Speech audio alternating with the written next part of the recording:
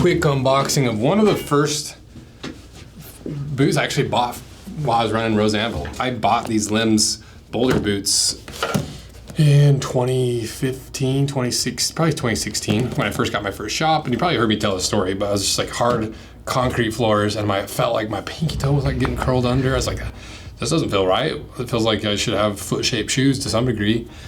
And these were the only ones available at the time that looked half decent. And I was never worn anything this wide before, and it took me a little bit to be like, oh, okay, they're kind of wide, but like I think they're fine. And then I just eventually loved them.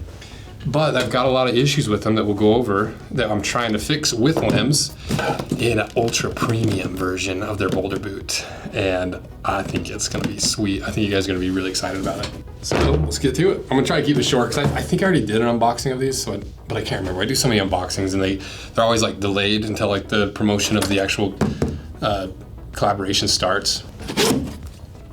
Savivi donut knife. Bingo! There it is, look at that. Yes! It says, test for fit, materials, actual color is more brown. I love Lems, based out of Colorado. The guy that is I think the owner and CEO, Andrew's the coolest dude ever. Like he's just one of the least like, there's this thing I feel like with a lot of brands where they're like, I'm a businessman and I've got business tactics. So I'm gonna do everything I can to screw you over. Whereas Andrew's just like, what's up, dude? What's going on? And just like a solid dude. And I've never felt like he was trying to like, take advantage of us or anything. And it's rare. It's rare. These are all of our handmade wallets that we sew right here in the shop, cut out right here in the shop. And we don't use sewing machines. We do it the old school way with the saddle sewing technique that they use to make saddles instead of the sewing machine. It's one piece of thread, 2 needles, and weaving in and out of the thread all the various colors from tan, light brown, medium brown, dark brown, and black. But more importantly, the various wallets. So starting with the smallest and the first, the one that really launched the brand on Kickstarter, the Claude wallet, 2 pockets, 1 shorter pocket and a bigger pocket behind with the rolled edge so you can hold more cards. Same thing with the slim wallet, it's just a redesign of this. Same concept, 2 pockets, rolled edge for the bigger pocket. Then the Big Daddy version of the Slim, the SPB, that we actually made this pattern for the shattered backboard cut in half way early in the YouTube days, but it has 2 card pockets in the front and that bigger cash pocket with the rolled edge. Then to the Swayze, the one I use probably most every single day. So it's got 4 card pockets so you can really partition off and separate your cards. And if that's not enough card room and you want a little cash room, you can go to the Togo. 2 big pockets where you can store cash folded once and 4 card pockets. If you're old school and you want the traditional bifold, same concept here, but you've got 6 cash pockets with these little hidden pockets back here and that cash slot there, traditional bifold. And the biggest daddy of them all, the travel wallet, a little spot for your boarding pass and your passport, your ID, all your credit cards, all the junk that you're gonna accumulate on the trip, even this little hidden pocket right there. So check these all out below. So, how's this different than my OG pair of Lems boulder boots from the probably 2015? Well, one of the biggest problems I've always had with the boulder boots is they're always lined with fabric. And that makes sense because they're lightweight, they're breathable, there's certain values you can get from leather lining. They're a lot cooler than like, a fabric lining, and they're a lot cooler than fabric is a lot cooler than leather when it comes to a lining because it doesn't trap your heat as much, but at the same time, fabric smells a lot more.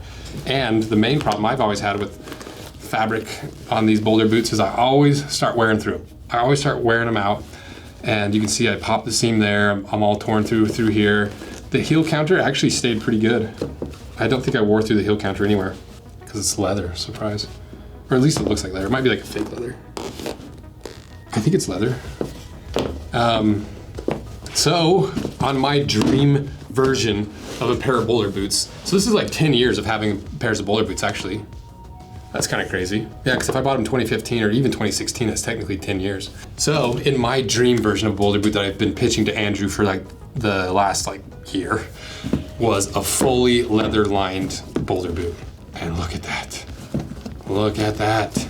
But I also wanted it to look like a regular boot because I really like this original pattern, and Lems does versions with like a perforated collar here. They do some with like an obvious padded collar. I wanted the padded collar to be really subtle. So I asked Andrew to remove the perforations and they look beautiful. And the leather lining, it's fully leather lined.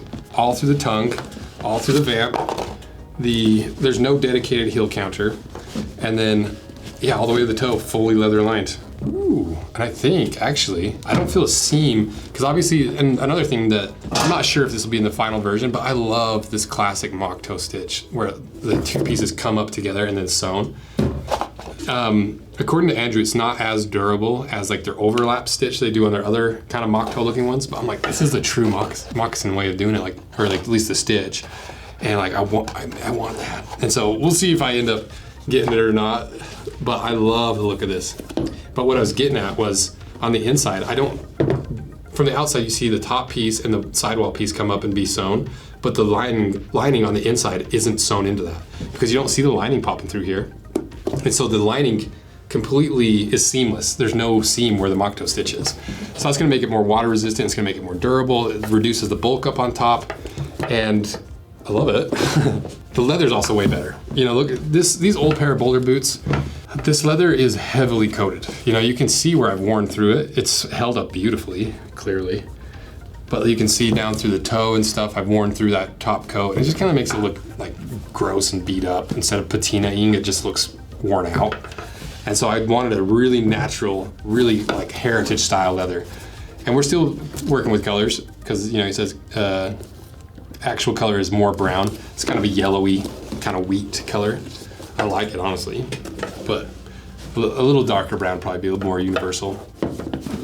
But there's no top coat on it. It's nice and thick. I don't know exactly how thick. I think it's around 2 millimeters. And it looks so good. Way better than the plasticky stuff. I don't even know if they make this plasticky leather anymore. I think they got rid of it because, like I said, this is a 10-year-old boot. And for the outsole, I really, really like this old, like foam-based outsole, but it's not very grippy. It wears down a lot faster than rubber. You know, you can kind of bottom it out. Like that's why I quit wearing these, is I just bottomed out the foam. Like, cause I even bottomed out the insole. You can see I literally wore through the insole. That's how much I wore these boots. But if I fill in there, it's like, it's probably like 3 millimeters of foam left. So, you know, these are pretty beat. But I'm glad I hung on to them. Oh, and you can see, I used to do this little thing in these boots, a little sneaky trick where I'd like to just slip them on and off, but I didn't want them to like look too sloppy, and I still wanted some grip down here. So I laced these exactly how I wanted to fit in the forefoot and over my instep, and then I tied a little knot right behind there so that if I really did need to tighten these down, I just cinch them down. But if I need to just slip them on, I don't have to untie the whole thing. I just loosen them up to a point where that knot catches, and you got a big entry there to get your boot in. So if you've never done that with a pair of boots, it's a nice little trick. So you can make your regular boots more slip-on boots while still having like some security of your foot. What else? Oh, outsole, that's what I was getting at. I'm just excited, all right? But they have this outsole that is luggier, it's a lot grippier, it's rubber rather than foam, or blown rubber. I think this might be blown rubber, which is foam. And I think the final version, we've got a Vibram version. I'm pretty sure this is gonna come with a Vibram outsole, which will be so sick. So for me, you know, like, what do I actually use this boot for? What would I want it for? Well, I never really hiked in these because it didn't have the grip, and they kind of stunk, you know, and like, it just wasn't the most durable boot. And so, but I didn't want to make it so beefy and durable that you couldn't wear it for a lot of different things. But we had to make it like beefed up, is what we do at Rose Anvil. And so this is just like the steroid injected version of Lems, like as much leather as we get packed in here as possible. Thicker leather, more natural leather, more heritage leather. Kept it as heritage looking as I could with like while still keeping the padded collar for the comfort. And then a more aggressive outsole. Hopefully that Vibram outsole works because I think that'd be so sick. And so it's just like a more outdoors, more durable, more work ready version of a pair of Lems. Like these are, I call them shop slippers. You know, they're definitely more durable than slippers, but they're kind of like a slipper boot to me. This is an actual boot. This is an aggressive, do basically anything in kind of boot. Not your heaviest duty work. There's obviously extremes, but this is the boot I've always wanted from Lems. Plus, if we get the Vibram outsole, I'm gonna wear my Vibram hat. That Vibram hat's like 10 years old too. Dang, that's cool. Okay, I don't want to gush for too long. I told you I'd keep it short. Yeah, I think that's pretty much it. I just want to give you a little teaser, kind of show you the evolution of these collaborations as we go along, because I think the little decisions we make are interesting, and I like talking about them. I like sharing them. Like, why do we do this toe stitch instead of that one? Aesthetics. Why do we do this outsole instead of that outsole? Functionality. Why did you do this collar? Aesthetics, while still maintaining functionality. So I'm excited for these. I can't wait to get like the final pair. So if you want a pair of these, make sure you're on that limited edition email list, because you'll get early access. You'll get the sizing information, you'll get the lead up marketing, the try on stuff, the hiking footage, all that kind of exclusive stuff we send to the email list. But more importantly, you get that early access so you can guarantee a pair and get them sooner than the rest of the people before the public launch. So if you're interested in a pair of these, drop your little, click the little link below, because I also can go to Lems and be like, look how many people want these. Like, let's do this. Like, people really want these. So thank you guys. The collaborations have been nuts this year, and it's what's making all the testing equipment possible. We just got the abrasion tester. We're just getting it set up and practicing it and getting ready to run it. We're gonna get a rip tester, and that's literally solely because of the collaborations. We wouldn't have the money to do it if we didn't have the collaborations, so I appreciate you guys supporting them, because I think we do cool collaborations. We don't just say like, hey, Lems, let's put like some camo canvas on the side and call it good. Or like, hey, let's just do like a Rose Anvil version of this. We're not like, let's take this and do this and adjust this and make this the most extreme and this the most extreme. And so I think that all of our collaborations are really good and have true intention behind them, instead of just putting my name on a product. That's like, we're trying to evolve things. We're trying to invent new ways of some of my favorite footwear and favorite brands. And so I appreciate you guys' support, because it's also one of my favorite things to do. What good is all this leather information and footwear information if I can't apply it to make things cooler and better, more, across the, I don't know, whatever. It's cool. So thank you guys, appreciate it. See ya.